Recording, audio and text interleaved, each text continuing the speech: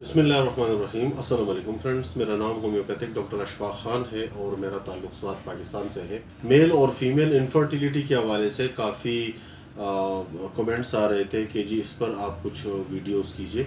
तो मेल और female infertility यानी मर्दाना और जनाना बांझपन के हवाले से आज हम चीदा चीदा जो प्रॉब्लम्स होते हैं उसको डिस्कस करेंगे और इसके साथ होम्योपैथिक मेडिसिन्स भी इंशाल्लाह उसको हम डिस्कशन में लाएंगे।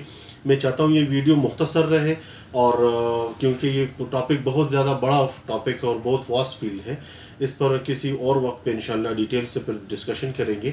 फ़िलहाल इस वीडियो का मकसद ये है ताकि जो स्टूडेंट्स हैं मेडिकल फील्ड के या फिर जो आम हमारे नाजरीन हैं उनका अगर ये प्रॉब्लम है जो शादीशुदा जोड़े हैं तो उनकी पहली अप्रोच क्या होनी चाहिए इस हवाले से। सबसे पहले हम मेल को ले लेते हैं। मेल में जो इनफर्टिलिटी का प्रॉब्लम होता है, अगर सीमेन एनालिसिस ज़ीरो है, बिल्कुल काउंट ज़ीरो है, तो अब तक मेरे 22 साल कैरियर में ऐसा कोई केस मैंने नहीं देखा कि वो हम उसको फर्टिलिटी की तरफ लेकर के गए हों। बिसाइड होम्योपैथी में लिटरेचर में काफ़ी ऐसी मेडिसिन हैं और कुछ होम्योपैथ शायद ये दावा भी कर चुके हैं कि उन्होंने इस तरह के जो एजोस्पर्मिया का जिसे हम कहते हैं एजोस्पर्मिया उसके केस डील किए हैं, लेकिन मेरे करियर में ऐसा कोई केस मेरे नॉलेज में नहीं रहा।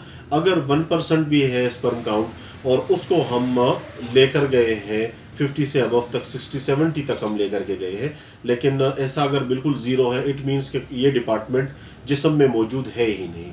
और ऑल दो वो अपनी नॉर्मल ज़िंदगी इंजॉय कर रहे होते हैं, यानी बाकायदा तौर पे सेक्सुअल एक्टिविटी में इन्वॉल्व होते हैं, लेकिन उनका स्पर्म जो है वो जो जर्म्स होते हैं स्पर्म के वो मौजूद नहीं होते। अब सीमेन एनालिसिस की वीक रिपोर्ट होती है, उसकी वजह से अक्सर अगर खातून को हमल नहीं ठहरता या उनको औलाद नहीं होती तो उस वीक रिपोर्ट को बेहतर किया जा सकता है। आप किसी भी मुआलिज से अपना इलाज करवा सकते हैं।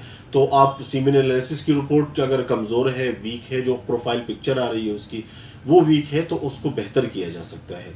अच्छा, अब अगर वीक रिपोर्ट है उसके पीछे कॉजेज़ तो आप जो बुनियादी कॉज है वो आप बेहतर जानते हैं कि बहुत ज़्यादा ओवर सेक्चुअल एक्टिविटी में इन्वॉल्व रहना, उसकी वजह से, यानी एक्सेसिव सेक्चुअल एक्टिविटी और उसको अपनी सेहत को ख़ुद बर्बाद करना, तो ये एक बहुत बड़ा कॉज है।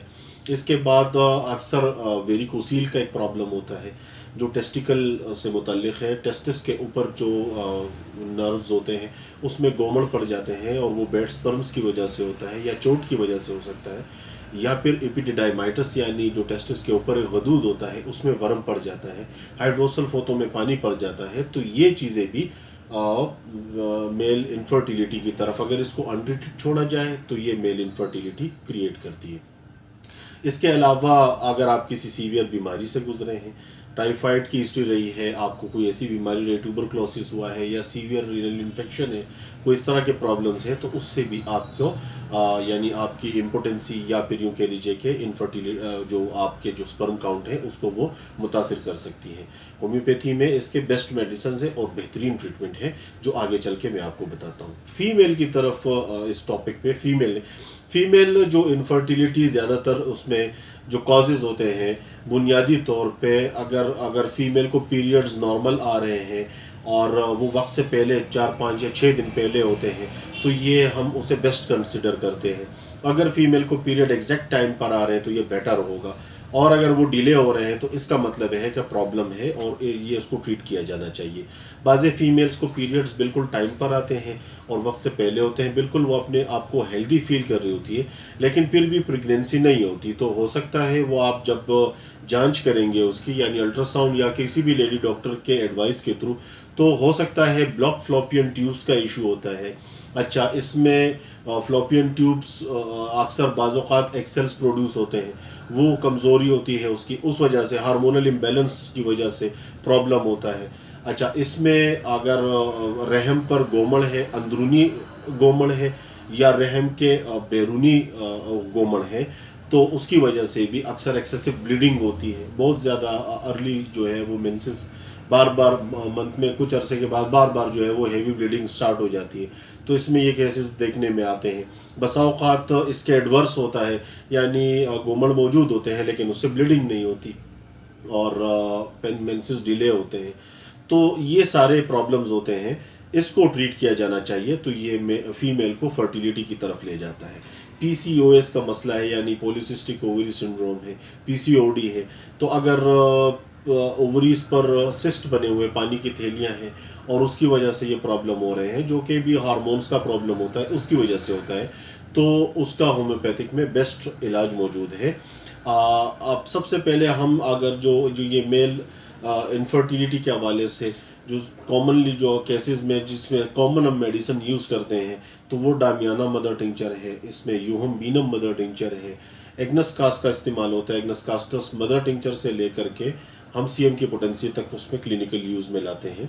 इसके अलावा कोनियम बेस्ट रेमेडी है, लाइकोपोडियम है। फीमेल इनफर्टिलिटी के केसेस में ज़्यादातर अगर सबसे पहले तो हम कॉन्स्टिट्यूशन को देखते हैं फीमेल में, कि फ़ीमेल की कॉन्स्टिट्यूशन जो है अगर पल्साटीला की है तो पल्साटीला रेमेडी होगी, और अगर सीपिया है तो सीपिया रेमेडी होगी। और इन दोनों रेमेडीज़ का इस्तेमाल, चाहे वो ब्लॉक फ्लॉपियन ट्यूब्स का प्रॉब्लम हो तो इसमें भी इसके ज़बरदस्त रिजल्ट हैं और वहाँ पर भी अपने रिजल्ट्स प्रोवाइड करती है।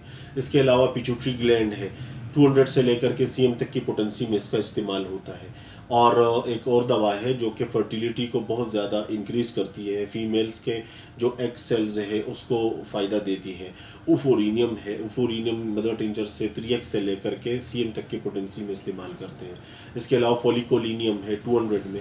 तो ये ज़्यादातर जो ये मेडिसन्स हैं इसका इस्तेमाल एज़ पर सिम्टम्स होता है, एज़ पर कॉन्स्टिट्यूशन होता है, और जो सिम्टम्स आ रहे होते हैं हम उसके मुताबिक मेडिसन्स को फीमेल के हवाले से लेकर चलते हैं। उम्मीद करता हूँ मेरी ये वीडियो आपके लिए फ़ायदेमंद होगी। अपनी दुआओं में याद रखिएगा। Thank you very much. अल्लाह हाफ़िज़।